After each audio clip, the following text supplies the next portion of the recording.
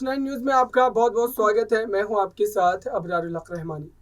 महाराष्ट्र की सियासत में लगातार एकनाथ शिंदे के उस सत्ता परिवर्तन के बाद इस बात की चर्चा हो रही है कि कब तक उनकी सरकार जो है वो टिकी रहेगी। क्या महाराष्ट्र की जनता को वो स्थिर सरकार मिल पाएगी, क्योंकि लगातार संदेह की जो स्थिति है एकनाथ शिंदे की सरकार पर बनी हुई है। और ये स्थिति इसलिए भी पैदा होती है क्योंकि विपक्ष के जो तमाम बड़े कद्दावर नेता है उन्होंने जो बयानात दिए थे सरकार के गठन के तुरंत बाद, उससे ये सवाल जाहिर सी बात है कि बनता जरूर है कि एकनाथ शिंदे ने जो विधायकों को अपने साथ एक बड़ी लालसा के तौर पर लाने की जो एक कोशिश की और उस कोशिश में वो कामयाब भी हुए। लेकिन आप देखिए कि मंत्रिमंडल विस्तार के बाद जिस तरीके से आए दिन तमाम विधायकों के बयानात आते दिख रहे हैं, और कहीं ना कहीं उन विधायकों के बयान को अगर आप गौर से समझने की कोशिश करेंगे तो ये बात स्पष्ट रूप से समझ में आती है कि उनको कहीं ना कहीं बगावत कर ठगा गया है। और ठगा किसकी तरफ से गया है? एकनाथ शिंदे की तरफ से। तो ऐसे में अब विधायक क्या बड़ा कदम उठाएंगे और उस कदम के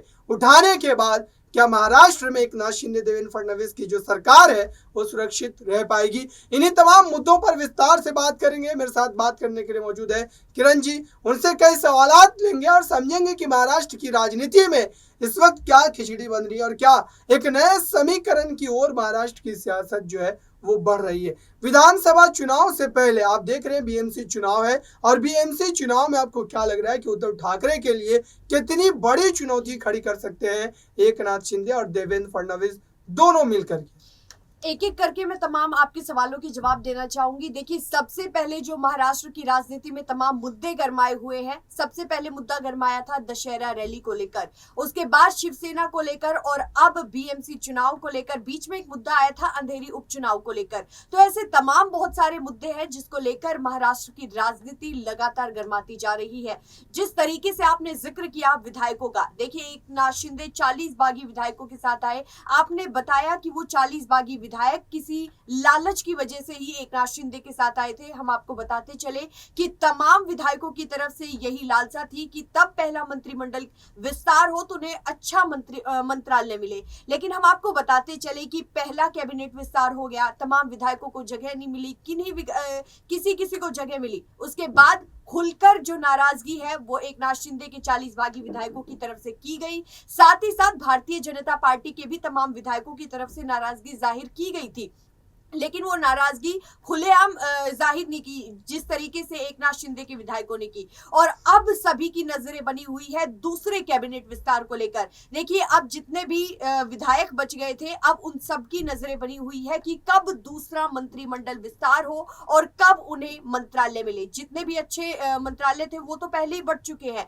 लेकिन अब जितने बच गए हैं उन सब पर नजरें बनी हुई है। अब बड़ा सवाल ये उठता है अबरार कि अगर उन मंत्रालय में उन तमाम विधायकों को जगह नहीं दी गई तो उनकी तरफ से क्या नाराजगी जाहिर की जाएगी, किस तरीके से की जाएगी? क्या उनकी एक बार फिर से मातोश्री में वापसी हो जाएगी? क्या एक बार फिर से वो उद्धव ठाकरे का साथ देंगे? ये अपने आप में अभी फिलहाल महाराष्ट्र की राजनीति में तमाम सवाल है जो दागे जा रहे हैं।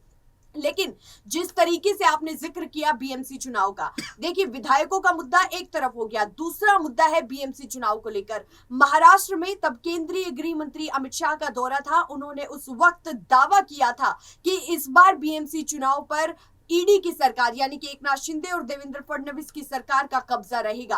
तो वही उद्धव ठाकरे का 1.5 दशकों से बीएमसी पर कब्जा रहा है, और उद्धव ठाकरे की तरफ से भी तमाम यही दावे किए जा रहे कि अगर आज बीएमसी चुनाव हो जाए तो उद्धव ठाकरे की शिवसेना की ही यहाँ पर जीत होगी। लेकिन मैं आपको बताती चलूं, राज ठाकरे जो कि एमएनएस प्रमुख है, उनका हमेशा से झुकाव देखने को मिला है बीजेपी की तरफ, यानी कि देवेंद्र फडणवीस की तरफ। अब ऐसे में पहले तो हालांकि देवेंद्र फडणवीस की तरफ से ये बयान दिया गया कि वो बीएमसी चुनाव में अकेले ही ये चुनाव लड़ेंगे, लेकिन अब जैसे जैसे उन्हें पता लग रहा है कि ये मुकाबला अब बड़ा कठिन होता हुआ नजर आ रहा है, तो वैसे ही जो देवेंद्र फडणवीस है वो राज ठाकरे से मुलाकात करने लग गए हैं, और उनका ये मुलाकात का दौरा अब शुरू हो चुका है। अब ऐसे में कहीं ना कहीं माना यही जा रहा है कि बीएमसी चुनाव को लेकर ईडी की सरकार शायद एमएनएस प्रमुख राज ठाकरे का साथ ले सकती है, लेकिन उद्धव ठाकरे लगातार यही दावे कर रहे हैं कि आने वाले बीएमसी चुनाव पर उन्हीं का ही कब्जा बना रहेगा।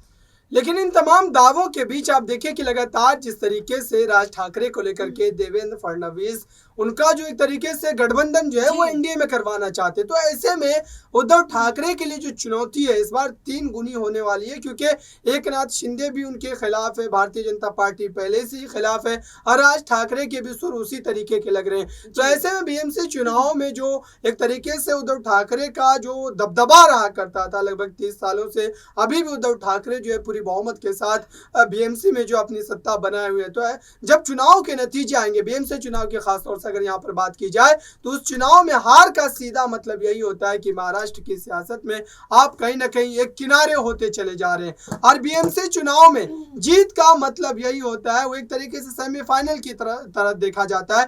तो ऐसे में बीएमसी चुनाव में अगर उद्धव ठाकरे की हार होती है जैसा कि यहाँ पर स्थिति बनता हुआ नजर आ रहा है, तो क्या विधानसभा चुनाव में भी वही स्थिति नजर आएगी, या फिर आप अपने हिसाब से अगर देखें तो आपको क्या लगता है कि बीएमसी चुनाव में उद्धव ठाकरे इन तीनों पार्टियों की बात की जाए, एकनाथ शिंदे गुट की, यहाँ पर भारतीय जनता पार्टी की और राज ठाकरे, क्या इन तीनों को पछाड़ करके फिर से एक बार सत्ता में वापस जो है आ सकते हैं बीएमसी में? देखिए, इस बात से मैं बिल्कुल सहमत हूँ कि उद्धव ठाकरे की जो जितनी भी मुश्किलें हैं वो लगातार बढ़ती हुई जा रही है। जिस तरीके से उनकी सरकार गिर गई, यानी कि महाविकास अघाड़ी सरकार गिर गई, सबसे बड़ी मुश्किल ये आई थी, उसके बाद तमाम विधायकों ने उनका साथ छोड़ दिया, और अब जिस तरीके से ठाकरे परिवार के ही कुछ सदस्य एकनाथ शिंदे के साथ जा रहे हैं, ऐसे में तमाम मुश्किलों का सामना उद्धव ठाकरे को करना पड़ रहा है। और अब एकमात्र चीज जो अभी उद्धव ठाकरे के हाथ में बची है वो सिर्फ और सिर्फ शिवसेना की बागडोर है, लेकिन उस पर भी अभी ये उलझन बनी हुई है कि क्या शिवसेना एकनाथ शिंदे के पास जाएगी या फिर उद्धव ठाकरे के पास ही जाएगी। तो अभी शिवसेना ही है जो सिर्फ उद्धव ठाकरे के पास है, वरना अगर हम देखें उद्धव ठाकरे के सामने अभी तमाम बड़ी चुनौतियां हैं। जिस तरीके से आपने जिक्र किया एकनाथ शिंदे का, और दूसरी तरफ आपने देवेंद्र फडणवीस का किया, राज ठाकरे का किया। राज ठाकरे का जैसे कि मैंने पहले भी जिक्र किया है कि उनका झुकाव हमेशा भारतीय जनता पार्टी की तरफ देखा जाता था, लेकिन अब ऐसे में राजनीतिक गलियारों में ये चर्चाएं खूब तेज चल रही है अबरार, कि अब उद्धव ठाकरे की मुश्किलें लगातार बढ़ती हुई नजर आ रही है। जिस तरीके से उनके हाथों से सब कुछ चला गया है, तो शायद एक इमोशनल कार्ड की वजह से राज ठाकरे उद्धव ठाकरे के साथ आ जाए, लेकिन ऐसे में ये कहीं पर भी अभी दिखाई नहीं दे रहा है। ना राज ठाकरे की तरफ से संकेत दिए गए हैं, ना उद्धव ठाकरे की तरफ से। अब ऐसे में ये देखना है कि जो ये तिकड़ी है, यानी कि एकनाथ शिंदे, देवेंद्र फडणवीस और राज ठाकरे, ये आने वाले बीएमसी चुनाव में किस तरीके से उद्धव ठाकरे को बड़ी चुनौती देते हैं, क्योंकि उद्धव ठाकरे तो लगातार यही कह रहे हैं कि बीएमसी चुनाव पर पहले भी उनका कब्जा रहा है बीएमसी पर, और आने वाले वक्त में भी बीएमसी पर उद्धव ठाकरे का ही कब्जा बना रहेगा। बिल्कुल, लगातार स्थिति जो है महाराष्ट्र की बिगड़ती चली जा रही है, लेकिन यहाँ पर एक सवाल ये भी रहेगा कि आपने देखा किस तरीके से महाराष्ट्र क्रिकेट एसोसिएशन की जब डिनर पार्टी हो रही थी और उस पार्टी में शरद पवार जैसा बड़ा नेता जिन्होंने कभी इस महाविकास अघाड़ी गठबंधन का निर्माण किया था, उन्हीं की बदौलत जो है उद्धव ठाकरे मुख्यमंत्री बनते नजर आए थे, और शरद पवार, एकनाथ शिंदे, देवेंद्र फडणवीस तीनों एक मंच पर खड़े थे। लेकिन शरद पवार से जब इस बारे में मीडिया कर्मियों ने सवाल पूछा तो उन्होंने सीधे तौर पर जो इनकार कर दिया कि कोई राजनीतिक प्रोग्राम नहीं था। तो आप इस पर क्या कहेंगे? क्या इस तरीके की कोई खिचड़ी पर्दे के पीछे पक रही है, और क्या नए समीकरण जो है महाराष्ट्र में फिर से एक बार देखने को मिल सकते हैं? देखिए, खबरें तो ये भी आ रही थी कि देवेंद्र फडणवीस ने बीते कुछ दिन पहले एक बयान दिया है कि जितनी भी ये कड़वाहट है राजनीति में, हमें ये खत्म कर देनी चाहिए। और उसके बाद उद्धव ठाकरे की तरफ से बयान आया था, उन्होंने कहा था कि अगर आप पहल करोगे तो हम इस चीज के लिए राजी है। तो इस तरीके के अभी बयान दिए जा रहे हैं, लेकिन अब ये देखना दिलचस्प होगा अबरार कि क्या देवेंद्र फडणवीस की तरफ से पहल की जाएगी या फिर उद्धव ठाकरे की तरफ से, क्योंकि संकेत दोनों की तरफ से दे दिए गए हैं। अब महाराष्ट्र की राजनीति में जो समीकरण बने हुए हैं ये किस तरीके से बदलते हुए नजर आएंगे, वो तो आने वाले समय में देखना दिलचस्प होगा। फिलहाल आने वाले समय में ये भी देखना होगा कि महाराष्ट्र की सियासत में उद्धव ठाकरे अपनी खोई उस विरासत को पा पाते हैं, या फिर उसी तरीके से कहीं ना कहीं अपनी जो जगह उन्होंने अब गवा दी है उसको बनाने में कई वर्ष लगते हैं, या फिर इस बार बीएमसी चुनाव में अपना फिर से वो उसी तरीके का धाक जो है जमाते नजर आते। इस खास कार्यक्रम में बस इतना ही। देखते रहिए ताज़ा तरीन खबरों के लिए नेक्स्ट 9 न्यूज़ को। धन्यवाद।